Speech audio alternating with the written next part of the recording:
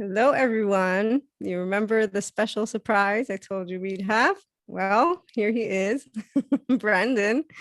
You're my community. My community's been waiting for you. I've been telling them about the bringing together of the human elements and the spiritual elements, even though we usually talk about inner growth. So we'll begin with those aspects, but eventually we'll lead into something else. So before we begin, can you please introduce you, not me, you to the community, who you are, what you do, or anything else you'd like them to know? Of course, and thank you for having me on here. I'm a little bit like, oh boy, I wonder what the buildup's been pretty huge for this apparently. So hopefully I can Yes. make the most of it. But for those of you guys that don't know me, my name is Brandon Tobias. I run a YouTube channel called Science of the Soul and Stars. And what I do is I help people find their greatest soul purpose through navigating the areas of true love and relationship. And one thing I believe is that true love is the greatest catalyst to growth and transformation and helping someone find and step into their soul purpose here on earth. And so that's what I help people to find and to do. I have two questions already for you. True, but we'll start with the first. It says true love. I'd love later. I'll write a note down here to get your definition on true love. But before that, I noticed you're back, that your podcast or the video, your YouTube channel had a different name. The transformation. I'm curious if you can share with us. Yeah. Do you mean the name of the channel? Yeah. Oh, yeah, it did go through a change, huh? Okay, Yes. I totally forgot about that. So it was, I think it was Modern Science for the Ancient Soul. Yes. Oh, yeah. Wow, I thank you for bringing that up. I totally forgot about that. Yeah, so what I've realized over time is that as I've evolved as a human being, my business or my expression of myself to the world through my YouTube channel has also evolved. And really what it was before I was in a place where I was thinking logically all the time. And it took me a long time of thinking about what was the perfect name. What did I want to present to the world? What was the facade I wanted to present to the world that would look or feel good? And what came through was Modern Science for the Ancient Soul. And then as I evolved and came more into my own heart through my own journey, it evolved into spontaneously Science of the Soul and Stars. And you can see as I say that, you light up. My whole body. I light up. Yeah. It comes off so naturally. And it's like it was meant to be. And that's how that's how I know, at least, that I am fully in alignment with my soul purpose, is when I can speak and my whole body is in resonance with what I'm speaking. And so anyways, that was what happened with the evolution there. How did you get the aha moment of the name? Yeah, that's a good question. Let me think. I think I'm trying to think back to when exactly it happened. I think I was laying in bed. I want to recall the exact moment. Okay. It was a big wow. I'm just thinking back now. Okay. So here's what's interesting is when I came up with that first name, my life was completely different. I was living at my parents' house after quarantine, or no, this is before quarantine actually. Anyways, I can't remember, but I was in a relationship, and we were going through tremendous amounts of growth and transformation through that relationship, and I was in the midst of that, and I was trying to create this channel and this thing. And it just wasn't working out. It just was, it was random content I was putting out, and it just wasn't catching. I mean, it didn't have any order to it. It didn't have any resonance to it. It just was random content that I thought was interesting, that I thought people would want to see. And what happened was I kind of left that behind for a while, focused on the relationship, focused on other parts of my life and my work. And then my relationship went through an ending, and it went through a death of sorts. And what feels like now is in the midst of some major transition and transformation in my life. And through that death of sorts, right, that was also a part of me that was going through a death and a transformation. Yeah. And within that transformation, through the external reality of the relationship, but also within my own soul, the beingness of my true expression to the world was born. Okay. And it spontaneously did come through. Shortly after that, at some period, maybe a month or two after the death of that relationship, into Science of the Soul and Stars. And it was very spontaneous. It was very much, this is where it needs to go now. Yeah. And it was much more focused in on love for some reason. It Okay. was much more focused in on love. But also with the room to grow into something much more than that overall. Yeah. So when you were facing disconnects, as you were saying, when you say the new name, which I'm not going to run, the old, you feel it when you're going through those moments of disconnects. Were there things you would contemplate? Did thinking help you achieve a specific place of aha with where you redirected the focus? The question was, does The, thinking? the disconnect, when you would feel that it was disconnected from your purpose, how would you think through that? How would you explore those aspects? Because the feeling obviously said, okay, this is not it. And even though you focused on your relationship, of course, I'm sure there were moments where you'd go back to the channel and be like, okay, but I want to do this. Like, how were you contemplating? How were you evolving and realizing, wait, there's something missing here? Beautiful question. Yeah, totally get it. So here's the interesting thing is that when I was out of resonance with my channel and my expression, I didn't know it. I was not aware of it. I simply was thinking that it wasn't something that I could do, wasn't something that was possible, wasn't something that was meant for me. Huh. And I was like, it's not going to work. YouTube's too saturated, right? All the excuses came in. YouTube's too saturated.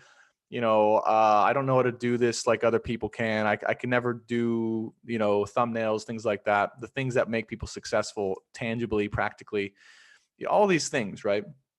And it never occurred to me that it was simply who like my growth journey wasn't to the place where it could be in full resonancy with what I was expressing. That never occurred to me. But the reality, looking back, really, it was simply the fact that it wasn't time for that yet. What it was time for, life was redirecting me. One of my philosophies in life, for everyone listening, is life will always redirect you to the area of life that is meant to have your focus and energy. Yeah. So my need was actually at that time to focus more on the relationship part. Yeah. And because that was the part where I was needing the most amount of growth and transformation, and all of it came. And the minute that happened, the minute that I focused on what life was giving for me at that moment, naturally, spontaneously, out of nowhere, I became back into full resonance with my business. And it was so, now talking about when it happened, it was so obvious. It was so obvious that what I had created prior was no longer in alignment with me, that it wasn't even a question. It wasn't even like a logical thing. It was just like, oh, that's not even, like, I have to create something completely new now. And so to answer your question, yeah, there wasn't the awareness at that time. Yeah. Until I went through that transformation, and then it became very obvious and easy. And actually, I'm going to add, the listeners of the podcast know this because we talk about the inner growth mindset, which is this way of trusting your ego, yourself. You're always where you're meant to be. So you used a couple words, right? So first you said, I was not aware, but then you talked about the universe redirecting, always where you're meant to be. Essentially, it's not that it's redirecting. You are exactly where you're meant to be every step of the way. Right. So we could say that it wasn't that you weren't aware. It was that you needed to be aware of the other things that were part of that moment in time. And so, but the fascinating part with the disconnect. So while you follow guidance, it seems naturally, because there are other people who don't, they actually perform resistance. And on that topic, we probably have much to share about this together, because I actually see people resisting what the universe, what life, what their own inner world is actually bringing up through feelings. I saw one of those videos from when it was modern day science, whatever. whatever it was. Whatever it was, which I really wanted to ask, like, but maybe you can tell us later, like what the objective was. I'm curious to know, like, if you had an objective with it, because I'm curious, but maybe after. But Yeah. The part of resisting through fear. So you mentioned in one of your videos, fear, and this is where you gave a good example of all the other feelings that are underneath that feeling. And I always tell people, look at it with neutrality, and mention Carl Jung, the psychologist, who explains if we can do that, we achieve transcendent function, and you make leaps of consciousness. And we are states of consciousness. We think and feel. We can unite those if we pay attention to our body. So I mean, for me, I guess I would readdress, you were not aware, you were aware, you were where you were meant to be way back when. And then you caught up with your timeline and you found that perfect fit, but really you were ready to lead as well. And this is where it's never really redirection. It's getting you prepared. The people who instead resist, they stay in that suffering, which you didn't do. So I am curious if there ever were disconnects that created turmoil within you. How did you deal with them? How do you deal with them? If you'd like to share something. Absolutely. Another beautiful set of questions, by the way. So excited to dive in. Absolutely. And by the way, I just want to share, I was actually one of the people who resisted the most. Oh gosh, no way, really? Yeah, Wow. I know it might Oh be my gosh. looking at where, where I'm at now and Yeah.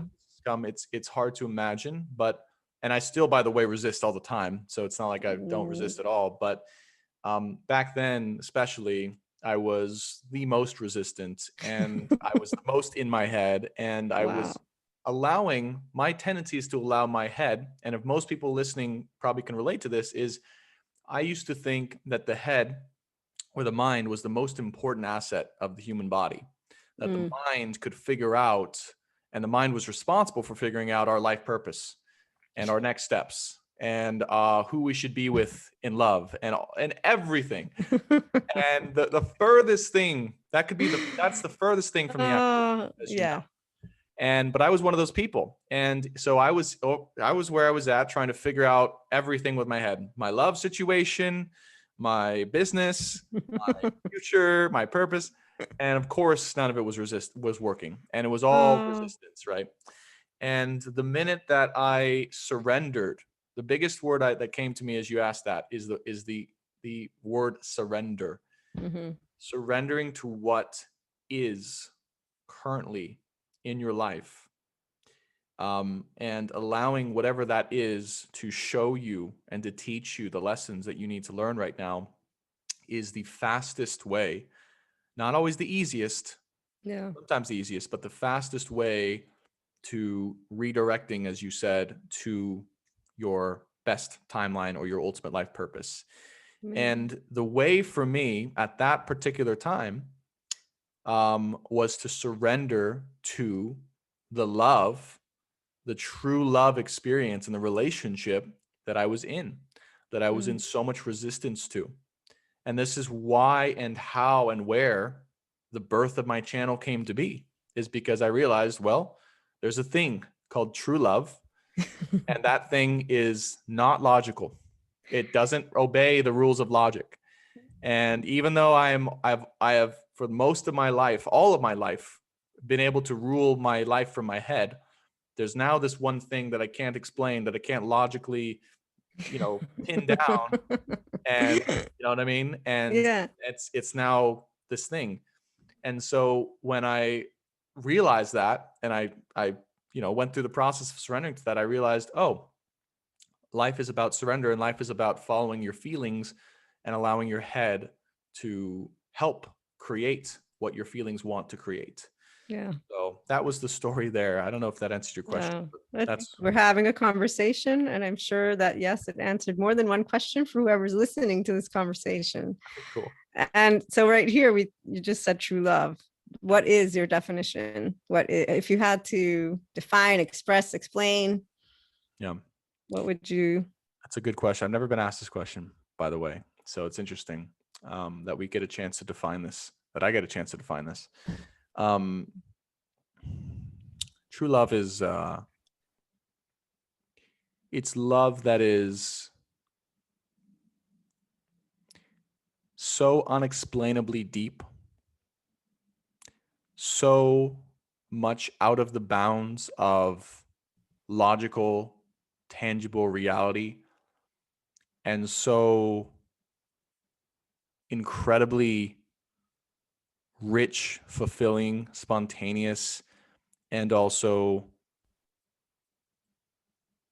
intense and hardcore that your life can never ever be the same once it's experienced.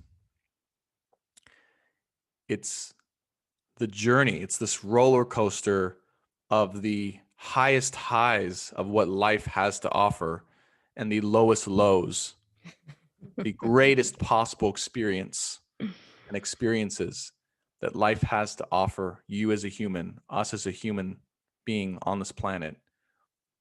That is the essence of true love. It's the ecstasy of everything, and it's the hell of nothingness, all wrapped into one experience.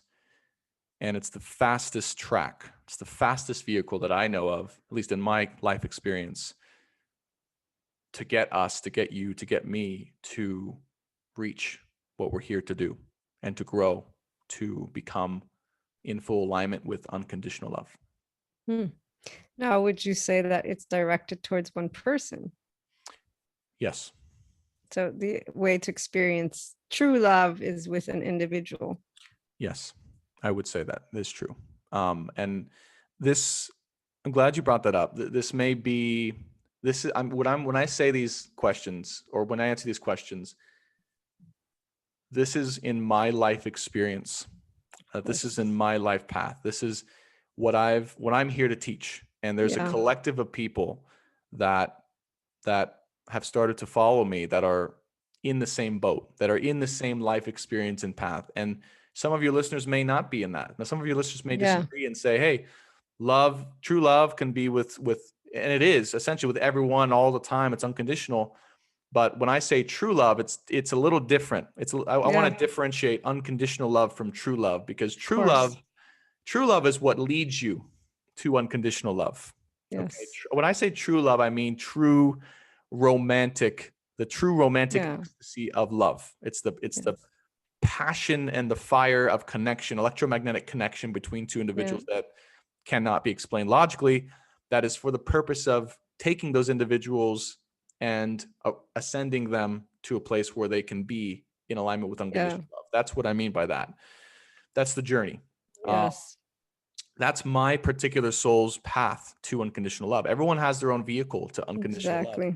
Exactly. We know this. And the listeners of this community, they know we always talk about, there's never one label, there's never one definition. This is where we're talking to you, Brendan. So I'm asking you, it doesn't mean the whole world needs to agree. In fact, I'm sure there's many people that don't agree. They don't even believe in true love or unconditional love for that matter, so this is where, and if I have to add a note on that whole, let's get into the ascension part and cellular and energy. So for me in general, the love is love. Love is always true when it is in the absence of fear.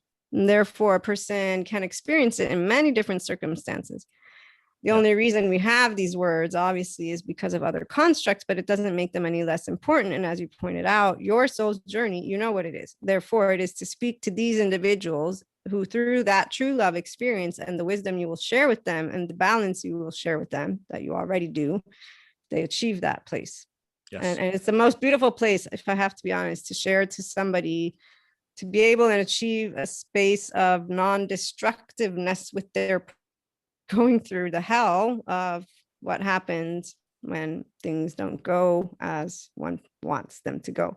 Yes. This is where issues are created. But essentially, when I think of ascension and the part of soul groups and soul, my community knows we've talked about soul ages and therefore the different types of lessons that each soul can or can't learn. I talk to people who don't believe in souls at all, and I still say, let's break it down to energy, or if you don't want to break it down to energy, we can break it down to psychology and relationships. There's a healthy way of loving and there's an unhealthy way, and anything that is a dependency is not true love. And there are many of be a relationship or family and friends and yada, yada, yada. But the true love that you speak of is where unconditional love is present. The highs and lows are for the growth of the individual as they take love versus cling on to fear. And as they cling on to fear, they build a specific type of energy and they stay in that space because they're not learning to move in a direction of unconditional love. And energetically speaking, when true love does come together in that way, it is and it's powerful. I mean, it's a vibration that spreads across. It's like the magic of prayer. I don't know if you know about Greg Braden, but my community, again, they know of him. And I've mentioned to them some of the studies he's discussed at times in his seminars. And one of them is when people, and I forget which institute, prayed, and where wars stopped. I mean, to be in heart and mind coherence, which is where you are standing in a place of flow with your body, all aspects that we achieve. Again, you've achieved this place now and then are leading with topics that we actually speak about, but essentially it's the feeling. It's funny because I'm a very big mind person, but I've also always been a very big heart. And I've also always worked for harmony in synergy, but I've never turned off the mind. In fact, don't ask me to, my mind loves to think, but I've never resisted life. So today I was mentioning, I've always trusted life. So this is a different aspect, but the true love part, it's interesting when people can take it with unconditional love and can learn from those experiences. And talking about that is making me think, what services do you offer specifically, if I may ask quickly, if you can tell me? Yeah. So a few different services. So one, I do recorded tarot spreads and love readings. So if you are looking for clarity in and around a relationship, a certain person, or a dynamic, and you want to just see, right, what the universe has to give, to share, to illuminate that situation, then I can share that. But my other readings I offer are soul purpose astrology readings. So outside of true love, right, I can take a look at your astrology chart and get to the depth of why your soul is here and what it's looking to experience. And a lot of the times it'll show whether love is part of that path, or it'll show, whatever else you're meant to experience. The third thing I offer is a live one-on-one, what I call a clarity conversation. Mm-hmm. And that's where I just basically open the channel and talk to a person and channel and open for the guides, right? Our spiritual guides, angels, to come in, and they'll pop in and they'll give confirmations and signs, and I'll just speak that out and translate it. And it's really good for giving clarity in a certain situation. So those are the current offerings. Those are all. So we're going to review a couple. The one about when you're tuning in, I'm actually curious, is that a clairvoyance, clairaudience, or if you can just share? I believe it's a clairaudience. I've come to that realization pretty recently, within the last few months. I never really called it anything. And then I got this question, like, what do you do? Like, how is this? And I go, I don't know. I just hear words. I hear words, and they'll appear in my mind in the moment. So like, for instance, I'm not just getting clairaudience right now as we're speaking. I have to request it. I have to be like, okay, is there anything to share? Guides, is there anything to share? And then they'll give me word by word in each moment. And it's a practice of trusting as the words flow through and in, and speaking each one of them. And that's how it works for me. So I'll almost like they'll a download. Yeah, exactly. It's a request and conscious translation of a download in each moment. That's what I would describe it as. When did you start having? Well, I would say I've had this for longer than I've consciously known or expressed it. So I've had this probably since I started to become aware of it when I got a Reiki indoctrination, or Reiki session. They awakened it, right? They opened the energy. And that was the first time I heard guides, and I didn't know what they were. And they said, stop drinking alcohol and stop eating meat for a period of time. They were specific with that. And not that I'm against meat personally. No, but for that period of time, I'm not against eating meat in any way. But they said, for that period of time, stop eating meat, stop drinking alcohol. And I go, what? And they're like, yeah, because I was big, by the way. So we talked about bulletproof. Did we? Yeah. And it was No, all no, keto, all meat. Oh, we didn't. no, we didn't Okay. share a So, little bit. yeah. So this all, so I don't know if your audience is into this, but before this whole tarot love, true love adventure that I'm in, I was what we'd call a biohacker.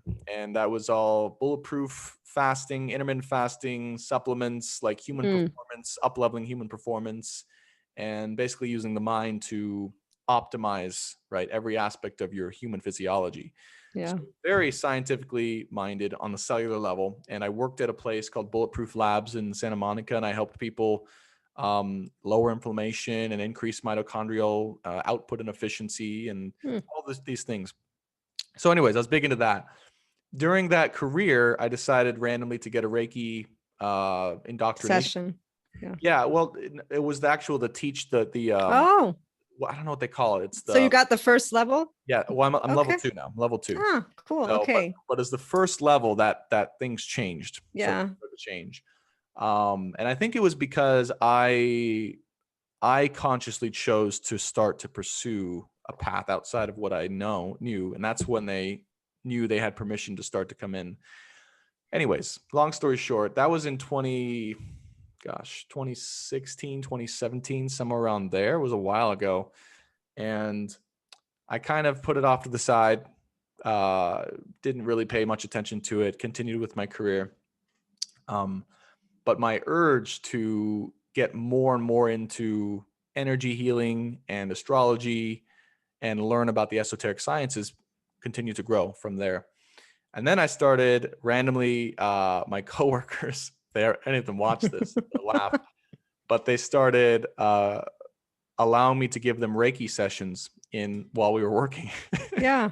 And I remember this really good friend of mine and coworker, he hurt his knee and he had me do some Reiki. And that was the first time I had messages come through for him, specifically from his guys. They're like, it was a very specific message for him. And anyways, it just continued to grow until I realized this is actually a thing. Yeah. And it's accurate most of the time, and people find it useful. And it also comes alive when I channel astrology. And then later I got into tarot, and then I realized that this was a gift I could use in conjunction with that. That is so my twin sister, I think she's a 3rd level Reiki. Oh, awesome. I've had reconnective healing and I've had Reiki sessions. If you've never tried reconnective, I say you would want to do that experience. It's different than, well, as you know, Reiki works the chakra centers.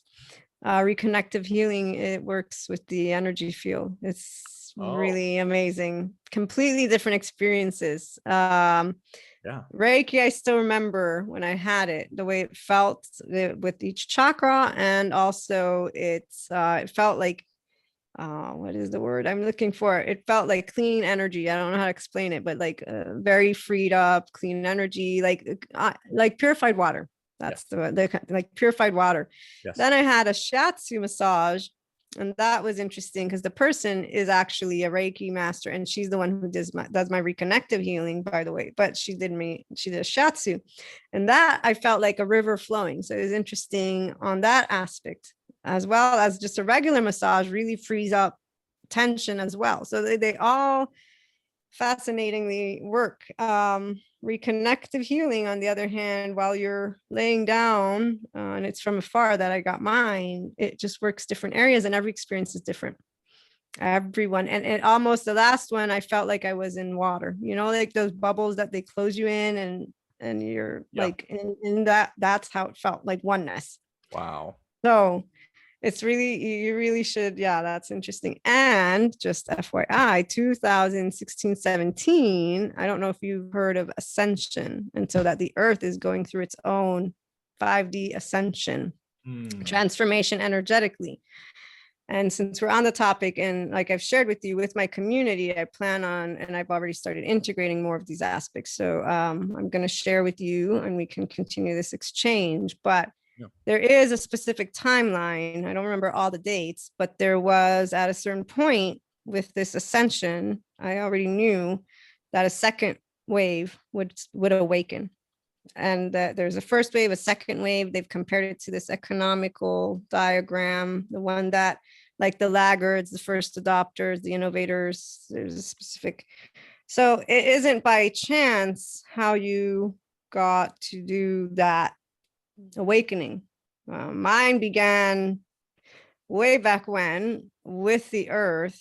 And in fact, I still remember the first time I had the root chakra, was my legs were feeling warm out of nowhere. This is when I started having the panic attacks that I told you about. It was shortly after, and I came across this website, Alexandria something. He's a metaphysicist, astrologist, by chance. Like, I don't remember. And I had just started getting into topics about crystals and energy and Reiki, because one of my best friends is in that. So until then, I was very much focused on psychology, sociology, all the human aspects to support humanity. Spirituality, Jesus is in my heart, God is in my heart.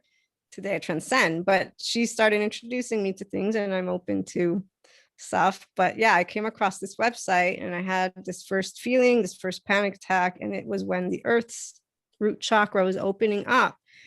And so the timeline, then I had another episode and it was different this time, and it literally moved all the way with the earth's chakras. It was fascinating for me. And I started dreaming.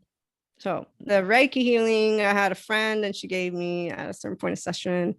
And then, like I said, I'm not objecting to any. Actually, it just opened up more and more. But it's fascinating because there is a specific timeline, and we are here supporting in different ways. So what you do with true love, very important for the evolution on a cellular energetic level. And so anyone who is not in this world, by the way, just so you know, there's actually also aspects that I'm going to share for a minute with them. Geologically speaking, I don't remember everything, but I have a book that I've read. It's always by Greg Braden, where he points out a timeline, and he specifically points out the rotation of the earth, the megahertz, the heartbeat of the earth. So for anyone who's tuning in again, obviously I'm not a scientist, but I'm sharing information that I've read from somebody who studies the earth. And I'm also sharing experience. Brandon and I have just shared experiences that are personal, connected to something else, but still energetic. So the earth's rotation actually has a specific timeline. And the way he explains it and even shares it, it's about the speed. And when you talk about 5D and you look at metaphysics, this is also about megahertz. Again, I'm just sharing. If you have any information on that, please help. I don't know the words, but what I'm trying to say is, vibratorially speaking, everything's shifting as well. Go ahead. Yeah, I totally agree. I love Greg Braden, by the way. He blows my mind every time I've watched his stuff on Gaia, and I got to read that book. But the thing I've studied and felt and looked into is the frequency of the Earth, right? The Schumann resonance. Yeah, there you go. There you go. So on that. But that's what I've been aware is changing subtly and increasing or changing into something different. Yes, exactly. Its effect, right? So that's the extent, right? Of I'm like, the earth is going through its own metamorphosis, and as the energy raises, it's going to do two things. It's going to raise the frequency of people to a level that is going to be more in alignment with that. And also, right, and that can be harmonious, but then also it's going to plunge a bunch of people into the things that have been holding them back from something, and that's exactly yes. Well, the thing is about the megahertz, or however we term it, that's what I was saying to anyone who's hearing and that is not in a spirituality community. Yes, scientists have not added up these dots, but this is a cellular vibration. So I've even had somebody explain to me when light comes in. So when we have the Schumann resonance affects our bodies as it's happening. Those who are, whether you're more sensitive or not, nobody needs to be in the field of believing in anything. Your body is actually adapting. We're part of nature. An article that I recently read and shared with the community says we have magnetite or magnetes. We have within our brain the crystal that Earth has, animals have it. It's in our pineal gland. It's the GPS.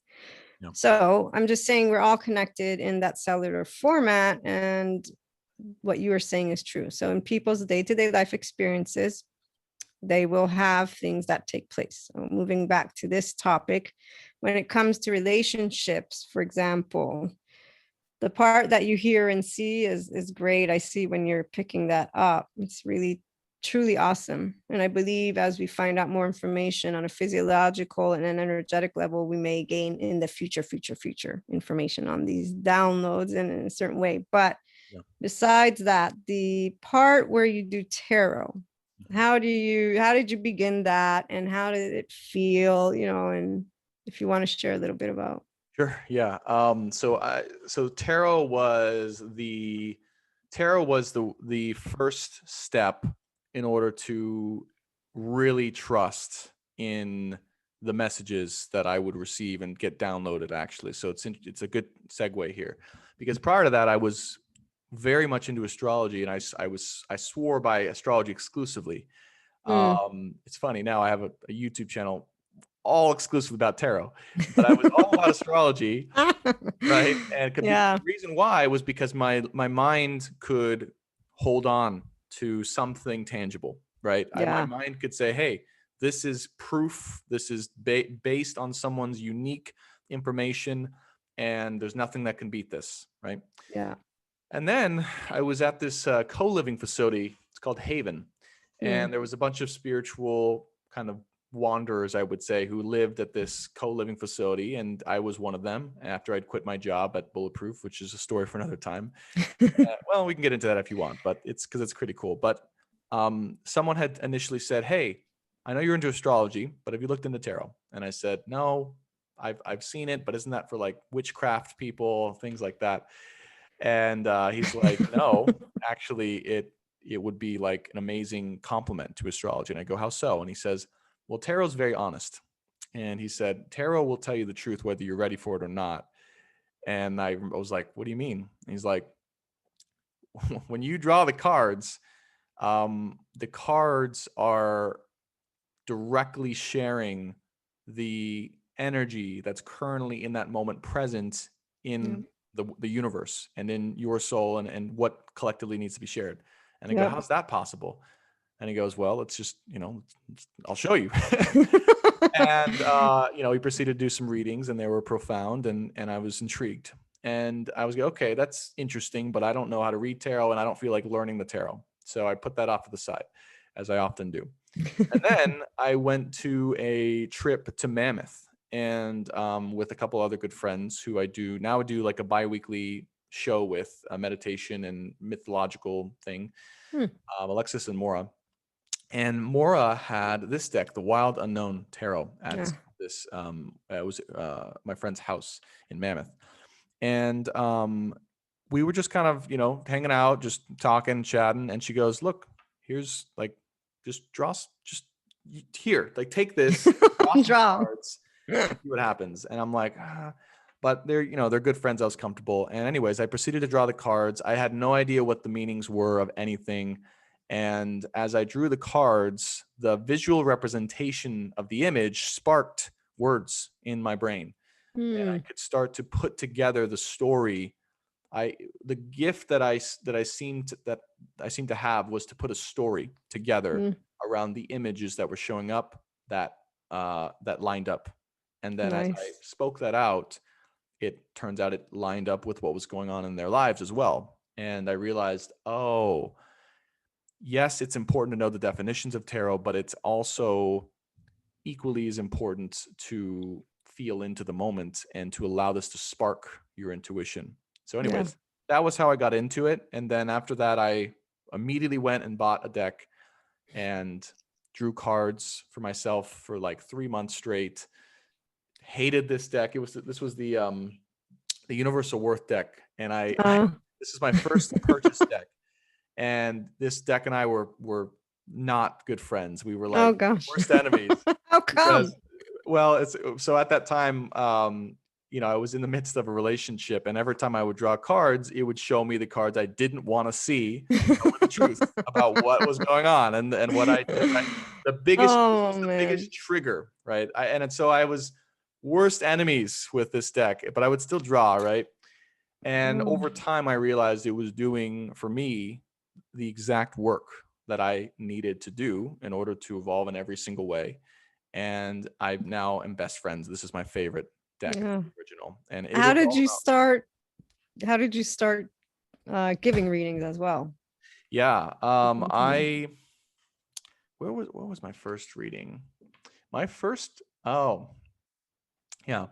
So one of my biggest experiences and philosophies is if you know you have some type of, for everyone listening, if you know you have some type of spiritual gift or talent and you want to start exploring giving that to people, always start with your spiritual open friends. Don't start with like Yeah. skeptical family members. Don't start with Oh my random people. gosh. Yes. Don't Do do not that. do that. Just, Exactly. there will be people that show up in your life that you were meant to practice this with, to Yeah. affirm.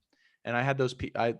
I blessed them. I had those people in my life. I had my good friend Eric, and my sister came to me, and there was some other people, and they said, just draw some cards, right, and see Yeah. what happens. And every time that would happen, it would raise my confidence a little bit, Yeah. and because it's one thing to do sessions for yourself, it's another thing to give for a Of client. course. Yeah.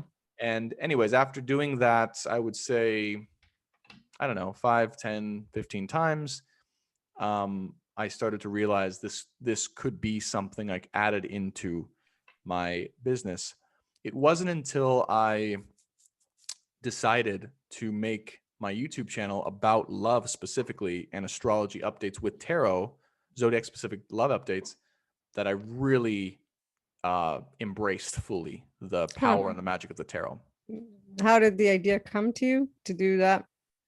Well, here's where the integration of the head comes in. So, mm, um, my heart and everything, it was like signs of the soul and stars. Okay, and I was like, that's the thing. I don't know where it's going to go, but that's the thing. And then after I had that realization, that's when my heart knew where it was going to go. My head had to interpret and figure out and translate that.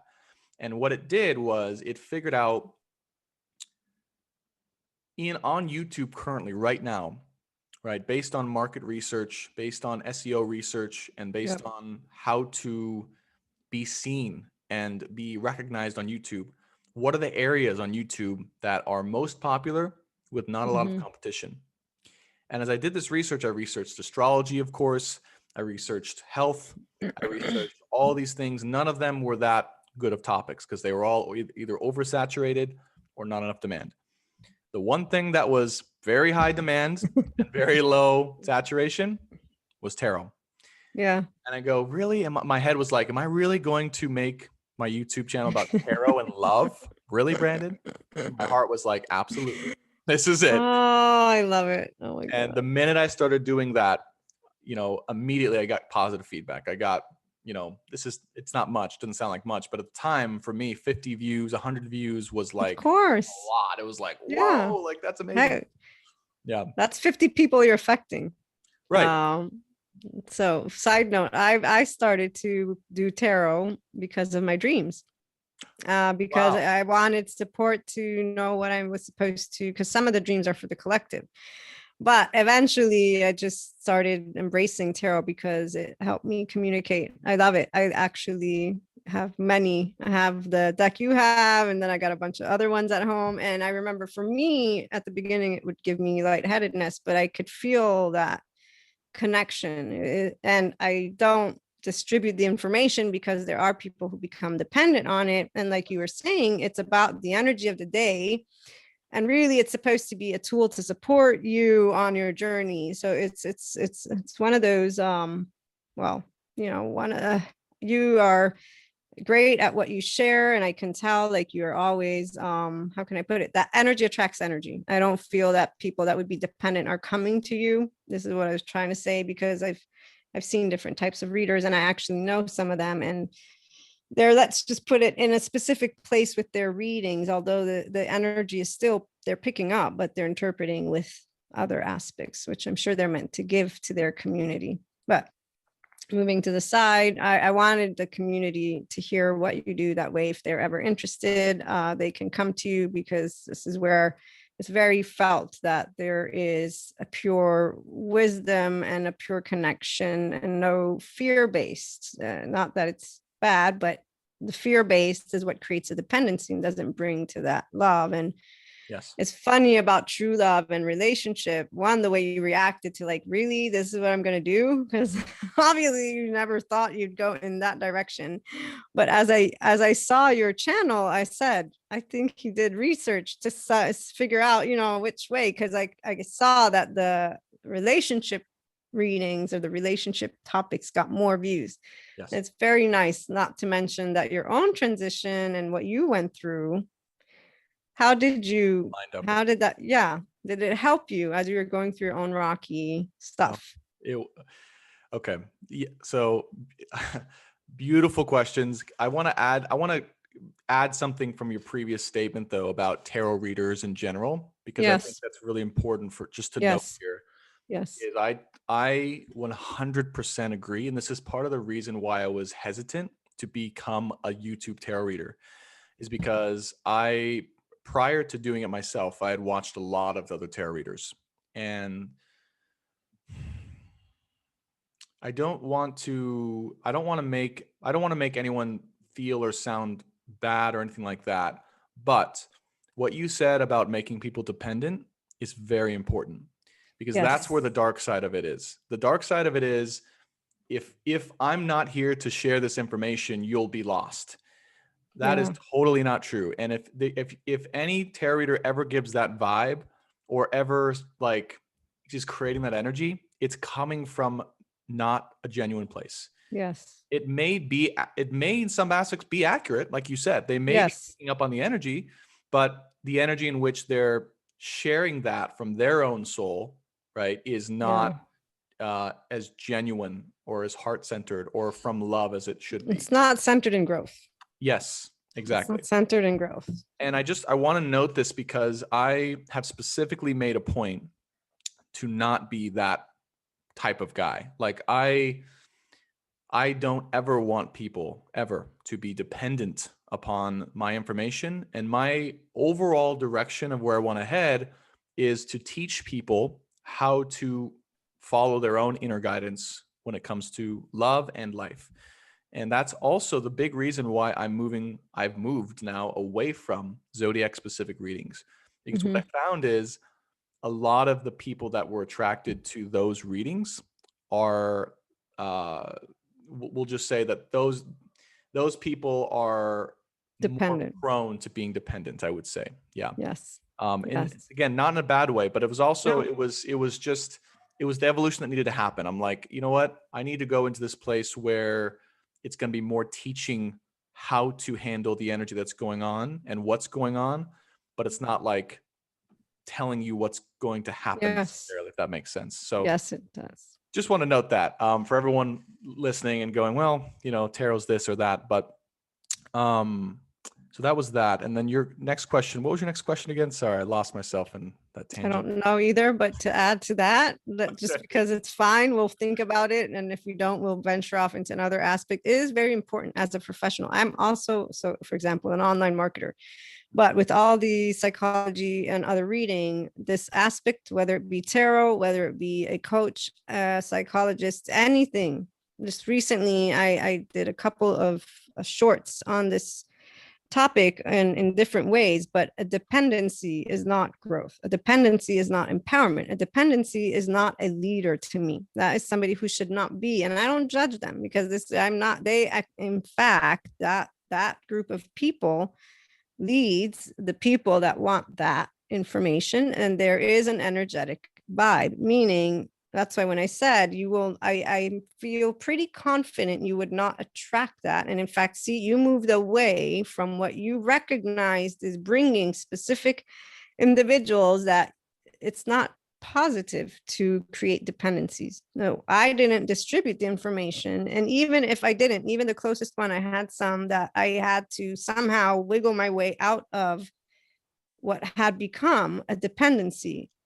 No, and this is not a positive, the resistance about a person when they're being faced with life, right? So where you help with that relationship. It's beautiful how you share what you do, for sure. And I'm sure that you will create empowerment through the journey because you already recognize the signs of what is not empowerment. And there are those professionals who instead they don't. And in fact, my mom was telling me how in Italy, my mom's from Naples, Italy, there was somebody that was arrested for cheating people for money. They were a tarot card reader. Oh, But no. see, this is where, yeah, I mean, I've had other experiences and people tell me things and I don't negate their gift. Like you pick up on, besides numerology, you're really picking up on stuff. You don't, there's, there's concrete to it, if you will. Right. But yeah, if it's being used in a specific way, but the people who keep going for it, it's one of those things. It's not our journey, it's their journey. But yeah, growth is what's important. So the question was about love and it was about how you help people. I'm trying to think, but it's not coming to. I remember what it was. If Okay. that helps, yeah. Yes. And I'll just share too. One last note about that is the way that it's all kind of a little crazy how it happened. Is that so? I did, like you said, I did do that market research, and I said this is the highest demand and lowest population, where my natural gifts and talents and knowledge base lines up, and that is how I chose to go into this. Mm. And what I didn't realize though at the same time was that even though my mind didn't want to do that, even though my mind was like, no, but that's a girl's thing, or that's like not a cool thing, or what are my Yeah. friends and family going to think if I'm famous for a love tarot readings, right? All those things. Oh, yeah. But what's interesting is that I was in, if you look at my chart and all that stuff, like I'm destined in a lot of ways to be that, to do that. And it's weird. I know it's weird to say that, but I'm destined in some ways to, like my son, I don't know how much you know about astrology. You probably know a lot, but my son is conjunct Mercury on the cusp right between the sixth and seventh houses. Seventh house is about partnerships and relationships. Sun is about shining your light and doing your karmic work, and sixth house is about service, and Mercury is about the knowledge and sharing the knowledge. So it's literally sharing knowledge right around and being of service when it comes to relationships and partnerships. Wow. So anyways, and all this I realized later as I continue to do it, but it's one of those things where, and maybe some people can relate to this, that you kind of know that you are here to do, or that you're naturally good at, but you don't necessarily want to do, or you're not, it's like your mind is not. That's kind of where this came from. And then the other thing that confirmed it too was that, yes, to answer your question, my own personal experiences in love, in true love, set the stage to me being able to both feel the experiences that I was channeling. So think of this, like I'm channeling info for people that I don't know that is also just as relevant to them as it is to me. And the magic of it is, and you'll see this in some of my videos, I'll be in my own place of shock and awe about what just came through, because it hits me I'm like, oh, I needed to know that too. Like, thank you.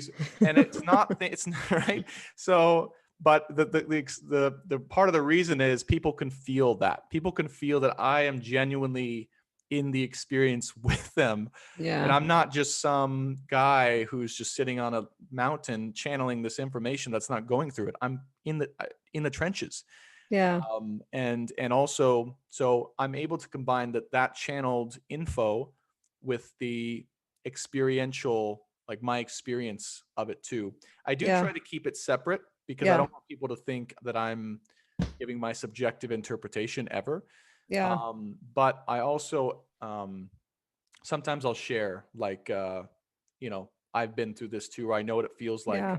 But I never combine those two. If that makes sense. Yeah. Well, yes. One, I watch your lives. I can be somebody who says you're always. I can tell that you are communicating. That's just, I can tell when you're communicating. I can tell when you're adding feedback, and really I do the same thing on my podcasts, and it's to help make it relatable. Otherwise, and this is where you're building a community. You're not building a following. These aren't people that are going to randomly, like, you care and they care. And that's the difference. Some people, they get on, and they become, they become whatever. I don't know. I don't want to use any word, but they're not building a community. They're looking to build a following. It's a very different relationship. It's not good or bad, but that's where that you are actually looking to build and help people along your journey, along their journey. And that's why what you have is the way it is. But this was to say, I can tell, and I don't know about who's watching, but I can tell for sure that it's genuine. It's very awesome. The energy part actually is when you're saying about sun signs. So I know some astrology, not as much. I'm going to probably start looking into it, but I know what my sun sign is, what my moon sign is, but I actually have limited information on planets. And it's fascinating because, again, right here, we'll go back to that energy aspect and the soul, a unique spark aspect. So we each have that unique experience and we're contributing to each other. And yet there are groups of energy that are walking a very similar experience together in different ways. Because like you have your purpose, I have mine, and we all know it, but yet we are, yeah. So for another talk, but to me energetically it's fascinating because there's various elements that are being combined. Yes. Somebody who's born with the same exact astrology, I mean, if there's a human that's born at the exact same time in the exact same place, would that mean like when you're reading chart they would have the exact same chart, correct? Am I correct? Or yeah, so if they were born in the same location, birth time, and birth date, then their charts would essentially be identical. I'm an identical twin. So we had it was a wow. C-section. So the 1 minute difference. We have completely opposite personalities, even though we have the same foundation. So now I'm asking you with the expertise in astrology, because like right now my mind's wondering about that planetary energetic aspects. So would two people have the same exact path or no? No, they still wouldn't. Here's I love this question. I'm so glad you brought this up. And that's so fascinating that you actually, because this is very rare, right? Obviously, but you have this exact experience, and it's a question people have about astrology. And so my answer for you is that astrology, okay, is the foundation of a soul's blueprint or intention for life and why they came in. So it has the basic foundation or premise for that. Mm-hmm. The second thing, there's two other aspects that are very important. The second thing is the conditioning that soul, that human goes through from family, from external influences, from everything else that will often differ. So it's extremely rare for two people to be obviously born at the same time, same place, same thing, to have the exact same conditioning, the exact same experiences, all that's very rare, because often what will happen is, yes, that can happen, but their conditioning, their experiences through conditioning are different. And that drastically changes a soul's personality. Yeah. So that's the second thing. The third thing is free will. So the other thing I want to bring in to all this equation that people is very important is that the other half of this whole thing is the choices that we are given as a gift, as a human being in this lifetime, to choose what we want to experience, how to experience it, and whether or not we want to, how fast we want to go on our journeys. Okay. Yeah. So those are, and you can see now, right, along with an astrology chart, there's multiple other factors that could influence that split of personality. Yeah, it is fascinating. And to share a personal note, even though without too many details, not personal me, but I actually have a very specific individual in mind with a specific journey. And I was telling my friend, I said, this is going to be interesting to see how it plays out because there's resistance happening. Resistance has taken place. Lessons have not been learned. Suffering is the sole thing that is there. And this was supposed to be a destined union. So I'm going to leave it general because I know you get it and the community who tunes in knows, but this will be, and I will eventually lead to fascinating with the free will in mind, because we know about free will. However, to see it played out, and for me, where I've seen literally, we don't redirect. There's nothing you do to break away from your blueprint. Everything you do brings you to your blueprint. This is something that I even have actually another experience of a person who had, as a child, knew what they would end up being as an adult. Like there's a specific incident that they had. Of course, that person isn't the one talking about it. I was told a story and I was like, oh my gosh, this literally happened. And the person is completely unaware of this. So I'm going to be interested. And like I said, I'll share it with the community, because I never thought of you being able to break that blueprint, but knowing of free will. And so this is where, anyways, just sharing right now, but yeah, so You're spot on. That is our, we have the choice really to resist our blueprint. Hey, there's no string, like the best way I can explain it. I love the term resistance, by the way, because what I've realized is what is meant for you will always do its best to find you. It will keep No matter coming what. and coming and coming. Oh my God, no, you should know the people. Go ahead, but there's people that are like literally resisting. I totally, this is where I agree, is like you're blessed to always know that your destiny will always try to find you, and you also have the choice as to how long you want to resist that, and to resist also the work it would take to receive your destined outcome. That's some people, and that's why awareness is so key. That's why astrology and awareness is so key, is because if you're aware of that what wants to come to you, then the work doesn't seem so hard or scary, because you know that it's what needs to happen for you to experience your ultimate soul's fulfillment. Yeah. You don't know, and you're kind of walking in the dark, or like if I didn't know my purpose and I was just like, you know what I mean, I would probably resist a lot more, because I would still think that my mind controlled everything. So anyways, just wanted to confirm that. Yeah, it's very fascinating. And I love how what you do does support people. And like you're saying, they need to be participants. So you didn't resist. See right there, you did not resist what came your way, even though there's part of you that seems to think that. But I'm going to abstain. It seems like, but I can tell that you, as soon as you opened up and allowed it, though, in 1 year, I realized and just saw the transformation I shared with you. You're lit up, you're love, you're happy, you're in your spot. And if I have to ask this, as you're growing up, is there anything that you would say is extremely hard to accept who you are, that you'd want to share, like how you triumphed that, or if it made it easier? I don't know, something about like that personal journey of getting here. Yeah. When you say something that is hard to accept, do you mean about me? About yourself, your unique personality and your journey? Because I know that the tarot and everything you do now, it feels like it was unexpected, but you embraced it. So obviously that part, see, as soon as you embraced your heart, but before that, just getting to where, was there anything challenging that you overcame with your heart, even though you're a mind person? That makes sense.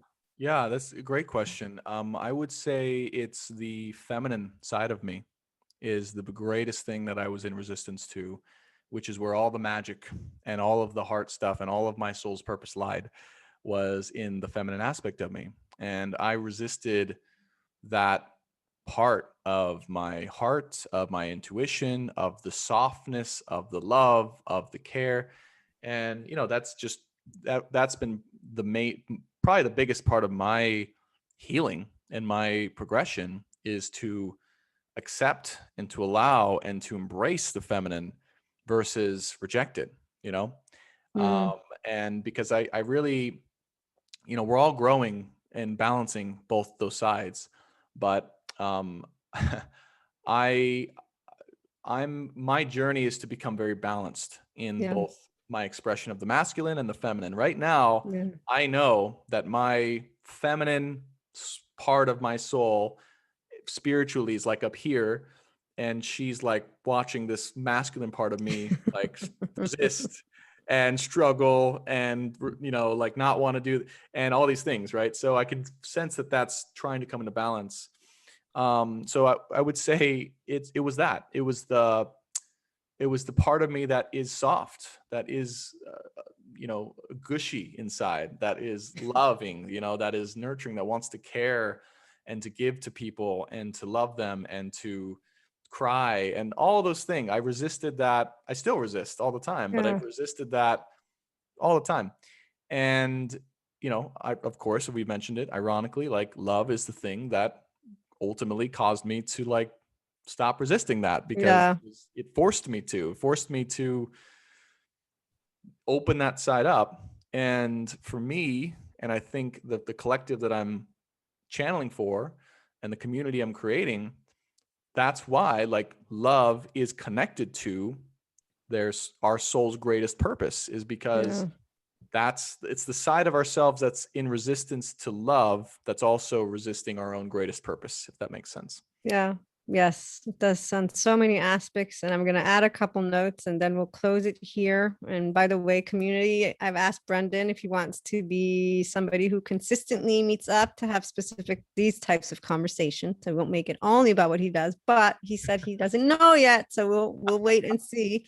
In the meantime, one, I want to say it's only normal in a society that is predominantly patriarchal that you as a male, and in fact, this is actually a theme I was discussing with a friend, the challenge, I'm going to put it that way, that a male has to express. So your resistance was not constructed by your person. It was constructed by an aspect that I don't criticize. I understand when I look at our human evolution, which is what we were going to discuss. We're not going to discuss that today, but the human evolution had its place for various reasons. So a beautiful journey you have gone through, and I would say that I'm sure you're going to be balanced very soon, because that feminine side is finally the one who's in the lead.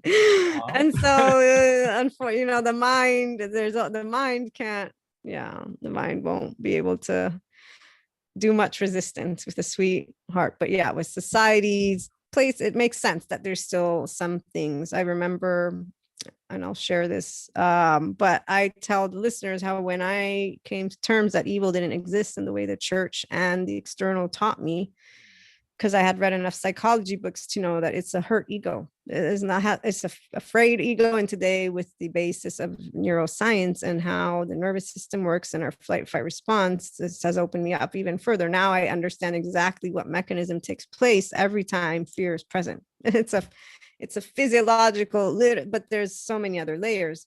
But yeah, the part was, I said, I'm sorry, God, I don't believe in evil in this way. I believe in unconditional love, and I'm gonna give the love to the people who need it. And I didn't resist it much, but yeah, in the moment when I had my aha, I had like this sense of quote unquote guilt, because this is where you're defying something that you were taught. But I knew it wasn't true. There's Jesus is love, God is love. And even in my brain, all knowing, all powerful, I'm a human. It means what's coming my way.